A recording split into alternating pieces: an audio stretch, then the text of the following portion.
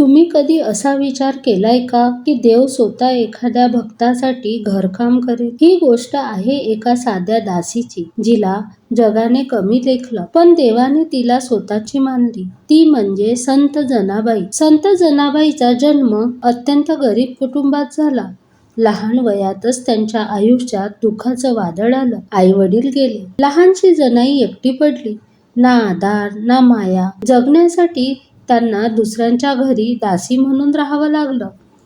त्यांना आणून ठेवण्यात आलं संत नामदेव यांच्या घरी. येथे त्या सकाळपासून रात्रीपर्यंत काम करत. पाणी भरणं, भांडी घासणं, धान्य दळणं, झाडू मारणं आणि या सगळ्या कामाचा एकच गोष्ट कायम होती, त्यांच्या ओठावरचं विठ्ठल विठ्ठल. जनाबाई काम करताना अभंग म्हणायच्या. त्यांना असं वाटायचं की त्यांचा विठ्ठल नेहमी त्यांच्याजवळ उभा आहे. एक दिवस घरात खूप पाहुणे आले होते. कामाचा डोंगर समोर होता. जनाई थकल्या होत्या.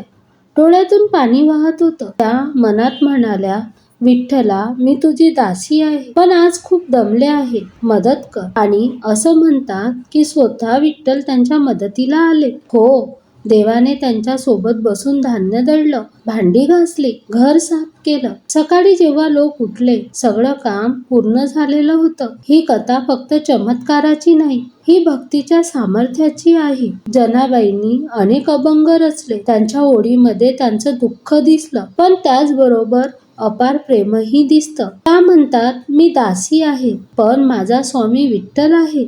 जगाने त्यांना कमी समजलं, पण त्यांनी कधी स्वतःला कमी मानलं नाही, कारण त्यांना ठाऊक होतं त्यांचा आधार विठ्ठल आहे. जनाईचं आयुष्य संघर्षाने भरलेलं होतं. अपमान, गरिबी, श्रम, पण त्यांच्या मनात कधी कटुता नव्हती. त्यांनी परिस्थितीला दोष दिला नाही. त्यांनी देवावर विश्वास ठेवला. आणि म्हणूनच आज शेकडो वर्षानंतरही आपण त्यांना दासी म्हणून नाही, तर संत म्हणून ओळखतो. संत जनाबाई आपल्याला शिकवतात, परिस्थिती काहीही असो, हार मानू नका.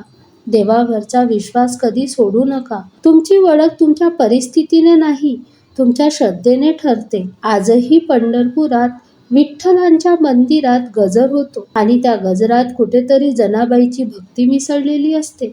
जर तुम्हाला ही कथा मनापासून आवडली असेल तर व्हिडिओला लाईक करा, कमेंटमध्ये विठ्ठल विठ्ठल लिहा आणि अशाच प्रेरणादायी संतांच्या कथा ऐकण्यासाठी चॅनल सबस्क्राईब करायला विसरू नका.